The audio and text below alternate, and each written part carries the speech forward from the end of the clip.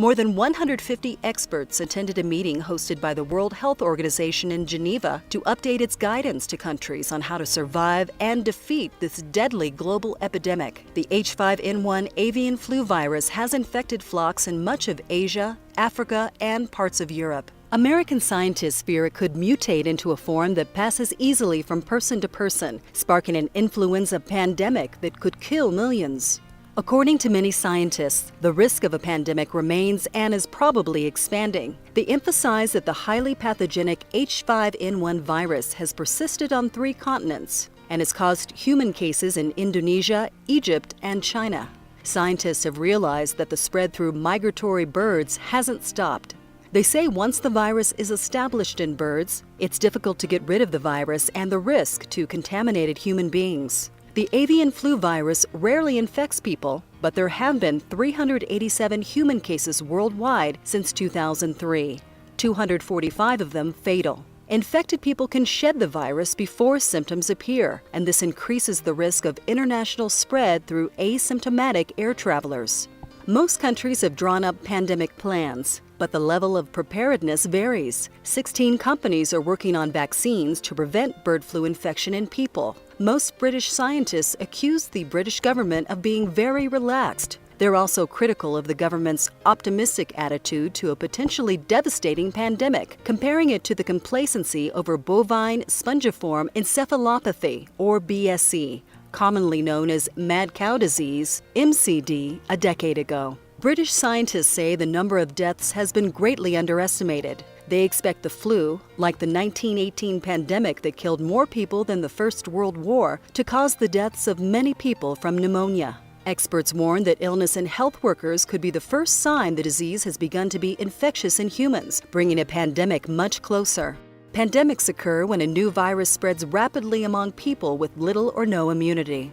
In the U.S., Minnesota is taking serious steps to prepare for the attack. The state has stockpiled about 85% of the antiviral medication it's entitled to buy from drug companies to prepare for an avian flu attack. Minnesota has already spent more than $4 million on antiviral drugs. U.S. and other Western intelligence agencies are working with highly classified information indicating Al-Qaeda and Al-Qaeda-linked terrorist organizations are planning attacks using biotechnology. These plans are said to call for squads of suicide-willing terrorists who would deliberately infect themselves with a human-transmittable strain of bird flu or a human-transmissible form bioengineered to be easily passed between humans, and then to spread the virus as widely around the world as they can by traveling on one international flight after another. While in the United States, investigators from People for Ethical Treatment of Animals, or PETA, documented numerous acts of egregious and sadistic cruelty to animals at a Butterball turkey slaughterhouse in Ozark, Arkansas. A terror-exacerbated pandemic could kill millions around the world in less than 24 hours. One study even reiterates that this virus could be the virtual extinction of humankind. PETA found that registered Butterball workers were cruelly slamming live birds in shackles, and one strangled a bird to death. One worker said he likes to kill birds for fun and pointed out he'd punched one in the face. The day I started, one worker picked up shackled birds and punched them in the necks. I guess he was bored or thought it was fun.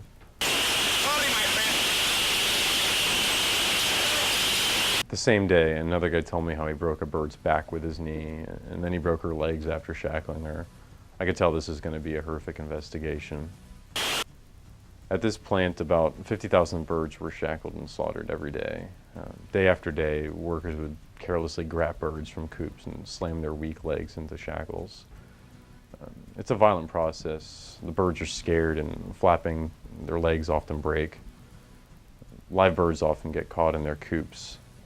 Once when a bird's leg got caught, one worker just ripped it right off of her body. Mistreating animals is considered a sin in Islam. A Muslim is responsible for the care of animals so much that an ill-treated animal will testify against the one who abused it on the Day of Judgment. Islam forbids branding animals and killing them in vain, such as for sport. The Prophet Muhammad forbade people to capture birds, burn anthills, and whip animals.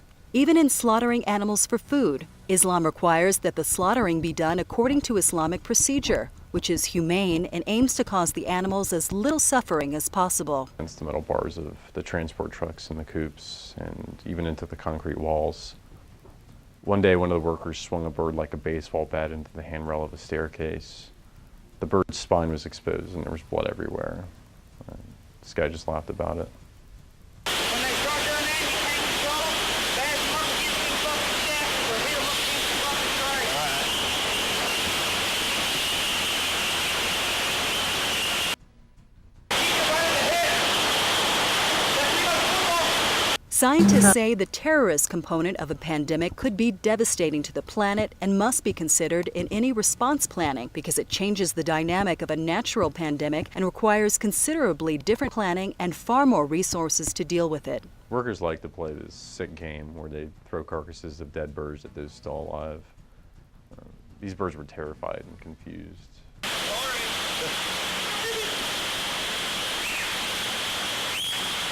People have been led to believe that terrible plagues and terrorist attacks were a thing of the past, but all that has changed.